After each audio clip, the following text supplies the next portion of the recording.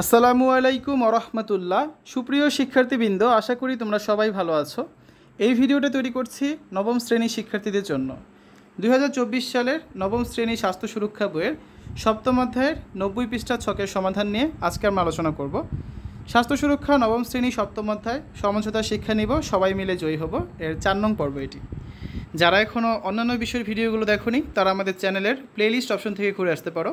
সেখানে নবম শ্রেণীর বাংলা, ইংরেজি, গণিত, বিজ্ঞান, ডিজিটাল প্রযুক্তি, স্বাস্থ্য সুরক্ষা, জীবন ও জীবিকা, ইসলাম শিক্ষা, শিল্প ও সংস্কৃতি এবং ইতিহাস ও সামাজিক বিজ্ঞান প্রতিটা বিষয়ের জন্য আলাদা আলাদা করে প্লেলিস্ট তৈরি করা আছে। তোমাদের যে বিষয়ের ভিডিও দরকার খুব সহজেই তোমরা এখান থেকে দেখে নিতে পারবে।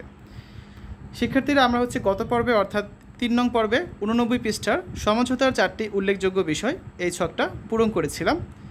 আজকে আমরা 90 পৃষ্ঠার ভিন্নমত প্রকাশের আগে সমঝোতার ক্ষেত্র বা পরিস্থিতি এবং সমঝোতার কৌশল এই ছকটা পূরণ করব। ঠিক আছে? ভিন্নমত প্রকাশের আগে সমঝোতার ক্ষেত্র বা পরিস্থিতি, আর ডান পাশে আছে সমঝোতার কৌশল। প্রথমে একটা ক্ষেত্র বা পরিস্থিতি দেখি। সমঝোতায় নিজের কথা সুন্দরভাবে উপস্থাপন করা যেমন গুরুত্বপূর্ণ, তেমনি অন্যের কথা শোনাও ততটাই জরুরি। আর এই জন্য কৌশলটা সমঝোতার জন্য বসতে গেলে অন্যের কথা শুনবো এবং আমরা আমাদের প্রত্যাশার দিকেও খেয়াল রাখবো। আরেকটা ক্ষেত্র বা পরিস্থিতি দেখি সমঝোতার ক্ষেত্রে।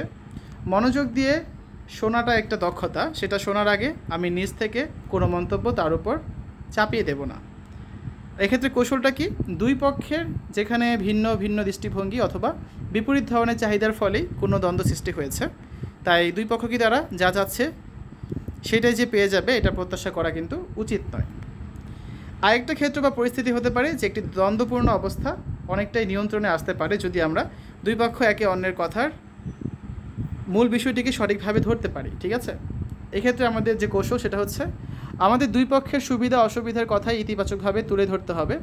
এর ফলে বোঝা যাবে যে কে কার অবস্থান থেকে কতটুকু ছাড় দিলে দুই পক্ষের চাহিদাই মোটামুটিভাবে পূরণ হবে। এই ছকটা, আমরা ছকটা পূরণ করলাম। তো ভিন্নমত প্রকাশের ক্ষেত্রে অনেক সময় মানুষ আক্রমণাত্মক আচরণ করে থাকে, এমনকি কখনো কখনো তা সহিংসতা পর্যন্ত করায়।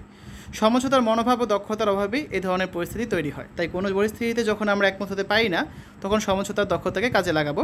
এতে অনেক ক্ষেত্রে উভয় পক্ষের কল্যাণ সম্ভব, সম্পর্ক ভালো হবে। তো আমরা এর পরবর্তী ক্লাসে 90 এবং 91 পৃষ্ঠার আমার সমঝোতার সিদ্ধান্ত নামে একটা ছক আছে, এই ছকটা আমরা পূরণ করব। সেজন্য প্রথমে আমরা নিজেদের জীবন থেকে 3টি ব্যক্তিগত ঘটনা বা পরিস্থিতি খুঁজে নেব যা নিয়ে আমরা সমঝোতা করে সিদ্ধান্ত গ্রহণের প্রয়োজন বোধ করেছি। ঠিক আছে? এবং প্রত্যেকটা ঘটনার জন্য যে কার সঙ্গে ঘটেছে, অনুভূতি কী, সমঝোতার জন্য কী করতে চাই, এভাবে করে ছকগুলো কিন্তু পূরণ করতে হবে। এভাবে করে 3টা ঘটনা বা পরিস্থিতি আমরা দেখব এবং প্রতিটার জন্য আমরা এই ছকগুলো কিন্তু পূরণ করব, যেটা তোমরা দেখতে পাবে 5 নাম্বার পর্বে। ঠিক আছে? তো শিক্ষার্থীরা, এতক্ষণ আমরা দেখলাম নবম শ্রেণীর স্বাস্থ্য সুরক্ষা সপ্তম অধ্যায় সমঝোতা শিক্ষা নিব, সবাই মিলে জয়ী হব, 90 পৃষ্ঠার ছকের সমাধান। আশা করি ভিডিওটা তোমাদের কাছে ভালো লেগেছে। আজ এখানে বিদায় নিচ্ছি। আল্লাহ হাফেজ।